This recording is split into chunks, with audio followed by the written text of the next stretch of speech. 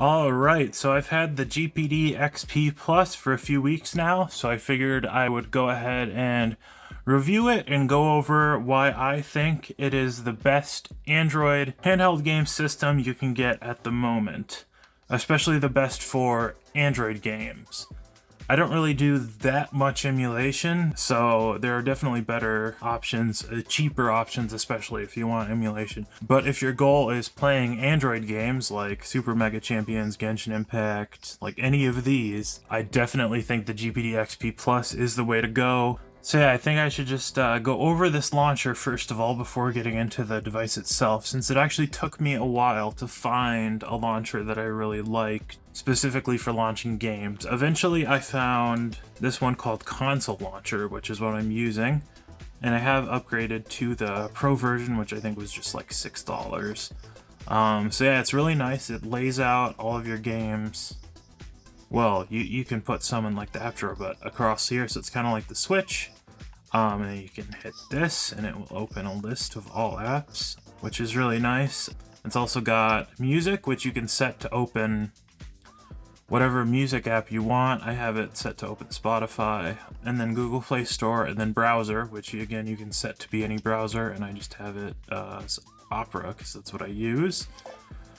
And then too, the video wallpaper is just Wallpaper Engine, which if you're not aware of that, it's a PC program where you can, like people can make wallpapers where you can just use videos. But there's also an Android version where you can just import wallpapers from your PC, so I've just got a bunch of like anime openings going.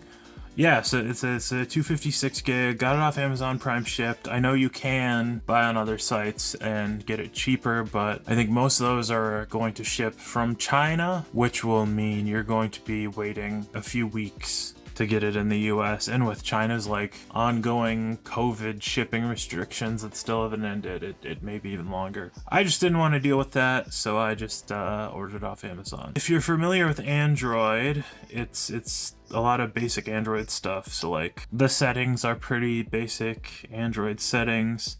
You know, just basic Android stuff. It's a game console, so let's get into gaming. I guess Genshin Impact is a really good place to start. I think I'm actually going to turn off the sound now, so you can just hear me talk. Alright, so I've gone into Genshin here, and as you can see, we've got controls. Don't climb on that. Yeah, it actually works pretty well. I was able to map all the controls to basically the same as how I have it on PC, and it works out pretty well. There is a dedicated controller mapping button right here. When it's lit up red like that, that means that mapping is active. If you hit that, it'll open the mapping mode. So you can move buttons anywhere you want. So I've got this. Oh man, I shouldn't have moved that actually. It's gonna be in the wrong spot now.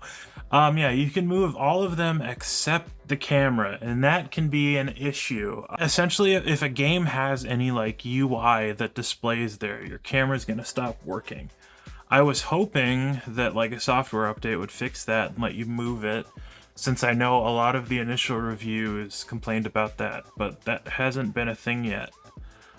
So yeah, you're still stuck with that there. You can switch to mode 2, which will let you move it, but then it just acts like a normal joystick and not a camera joystick, which the camera, you know, will continuously move rather than just move a little bit. But I've got all the buttons mapped, and it works pretty well in Genshin. Performance-wise in Genshin, for the most part, it's been pretty good. There have been, like here and there, once in a while Genshin will like have a short stutter and then come back. I should go somewhere where there's more enemies. Let's just jump. No, not the end. Let's jump here, sure. There's probably some enemies, so we can test it out more. Yeah, let's see what, let's look at the settings I have it at. I believe I have it set to 60. So yeah, it's a mix of medium, low, and high. I guess just sound effects I have on high. And then FPS set to 60. Sadly, the GPD XP Plus doesn't have a actual like overlay that shows the FPS. So it's just like based off my eyesight. So it may not be like a lock 60, and I mean it definitely, you know, I've talked about there being some like stutters and whatnot. which happen when there's a lot of stuff going on, so multiple enemies and stuff. But for the most part, it is pretty solid, and it looks good. Like, you know, it's not running on, you know, like high PC settings, but for a mobile device, it does look quite good. Like, it doesn't look too pixelated. I think Genshin, like, on mobile maxes out at 720p, so this is a 1080p screen, so it is going to be, you know, not fully 1080p, but the anti-aliasing, if you set that on, and I think to high in Genshin, it actually does end up looking pretty good with the anti-aliasing. Like, it doesn't look 720p anymore. So yeah, it is actually a really good experience. One thing I would say is, I don't have the sound on now, but I'll turn it on in a second. The speaker quality on this isn't the best. Like, it's passable, it sounds fine. It sounds like, you know, like a budget Android phone speaker would sound, but it's, in my opinion, it sounds a bit muddy. Let's go ahead and turn on the volume. I'll give a volume demonstration of Genshin, and then we'll maybe try it out with some music later. These bombs, so heavy. La la la. La la la.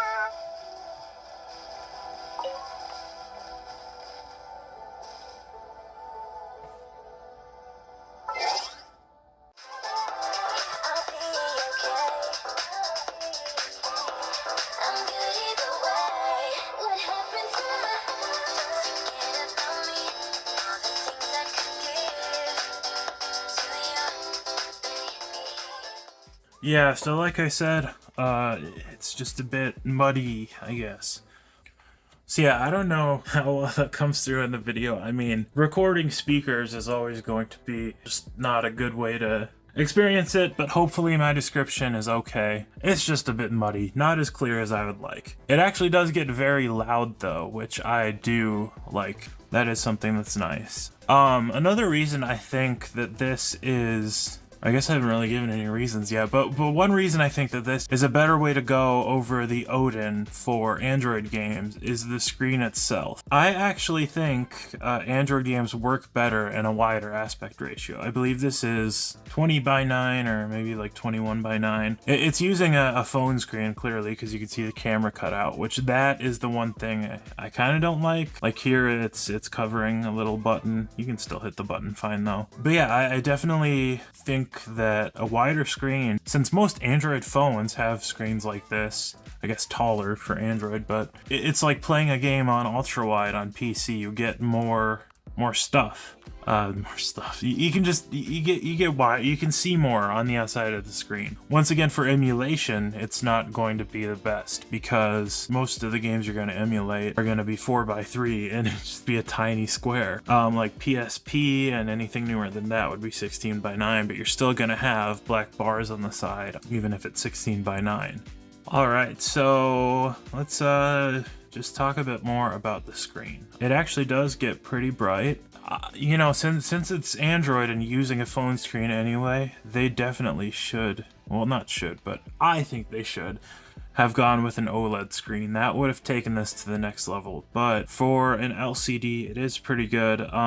It gets pretty bright, like it is here. One other issue besides the camera cutout is the edges of the screen. Like over here especially, you can see it just dims. Like this corner, if you can see there, it's just a little dim up into the corner there. Around the camera has the same problem. Like there's a little bit of like dimming. But when you're playing a game, that just kind of, you stop seeing it. And same with the camera. Since the camera's in the corner, it just goes away. Other than that though, the screen looks pretty good.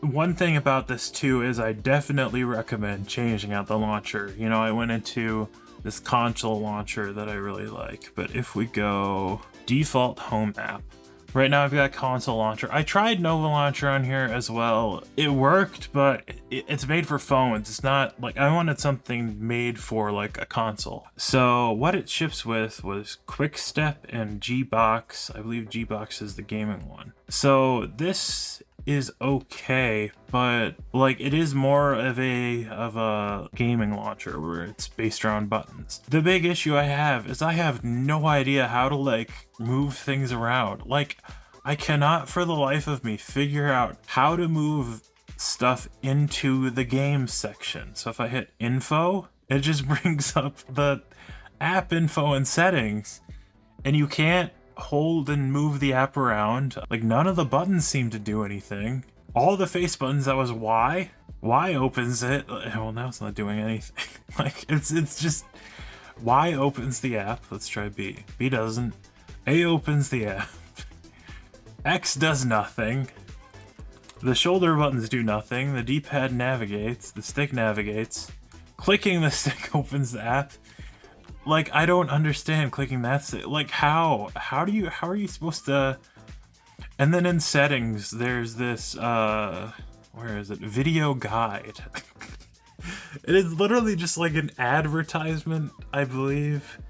Oh no, okay, it is a guide, but, it's like, I guess, yeah, it goes over mapping controls and...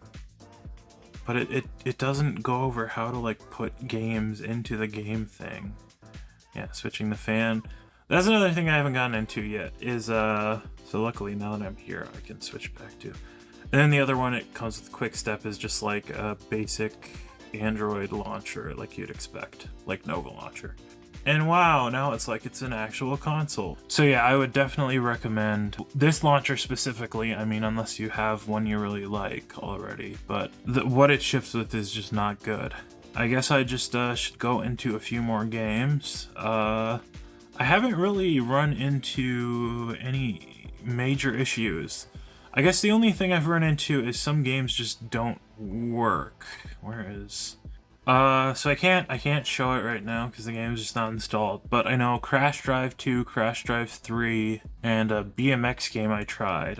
When you open them, it would just sit on a black screen forever. Like nothing, the game wouldn't crash, it would just stick on this black screen and never go away. Every other game I've tried that does run, it runs really well.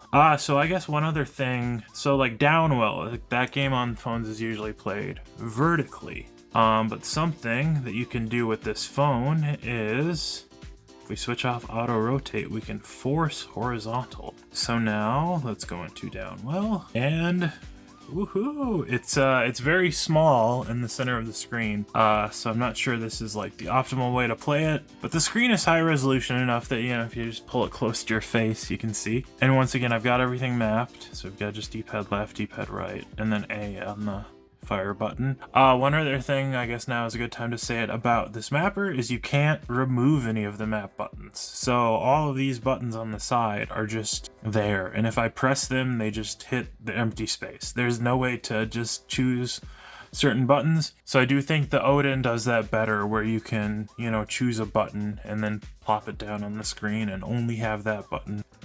Yeah, I guess I'll just try out a few more games. Like I said, everything I've tried has worked. Oh, I keep saying that, and then I already said. So some games didn't work at all. Everything that does work has run great. So like, let's just jump into Call of Duty here. Oh, man, mobile games are so annoying. Like you'd think, because it's a mobile game, people are going to like jump in and out of them for a short amount of time while they're like waiting. Especially people playing on a phone. And like the fact that every time you launch it, you have to wait like minimum 30 seconds for more crap to download. It just, that's one thing that definitely annoys me.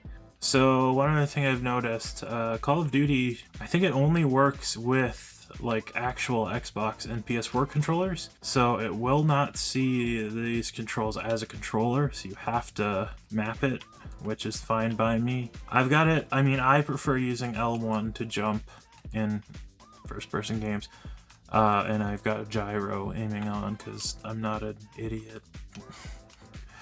But yeah, it works very well. Just like Genshin, it feels like it's 60 FPS. I mean, I can't confirm that for sure, but it definitely does not seem to be running poorly. And unlike Genshin, I haven't noticed like any frame drops or anything in this one. yeah, it seems like a very good experience. That's the experience I've had with pretty much every game. Pretty much everything I have installed here I have tried and played and works. I guess a few of these later ones I haven't. Yeah, the other thing I guess too is, you know, since it's Android, you can do anything you can do on a normal Android phone. So, you know, watching videos, listening to music, it has Bluetooth, Wi-Fi. Yeah, so you can, you know, you can hook it up to your wireless headphones and just use it to listen to music. But yeah, other than that, there is a fan you can turn on. I usually just leave it off. It goes essentially low and high. I found for the most part, games run well enough without the fan. It doesn't get hot anywhere you're holding it. I guess right now, like if I feel where the fan is, it's warm, like slightly, but maybe if you're playing something like Genshin for hours on end without the fan, it could get a little bit hot, but definitely not enough to be a problem for me. And then there is also this ultimate performance mode, which cranks the fan to max and I assume improves performance. I've basically never used it. The performance is fine on its own without needing the fan or the performance mode, like even in the heaviest games, which essentially is Genshin at this point. If you're looking specifically for a device to play Android games, I highly, highly recommend. I probably wouldn't recommend this just for emulation. I mean, maybe if you're looking for a mix of emulation and Android games, this would be an okay choice, but for just emulation, I'd say the Odin Lite. You don't need to spend this much, especially too, for emulation. But yeah, for Android games, it is amazing. One thing I should say is I'm sorry I've been kind of rambling in this video. I tried to make it as coherent as possible, but oh my god, I can't talk sometimes. And I'm not the best at like coming up with like concise points. Hopefully it was an okay watch. I got this like actual like overhead camera stand, so hopefully the camera has been more steady and hopefully my cat doesn't knock it over now. I don't think that's happened recently, but it happened in the past. Yeah, thanks for watching. Like and subscribe if you want to. I think I just hit 100 subscribers. I don't know how long it's gonna take before I get this video up, but as of the time of recording, I think yesterday, which is pretty sick. Hopefully I can continue to keep growing like this. Also, check out my music channel. That'll be linked in the description and probably like the pinned comment or something. Yeah, again, thanks for watching, and I'll see you next time. Bye.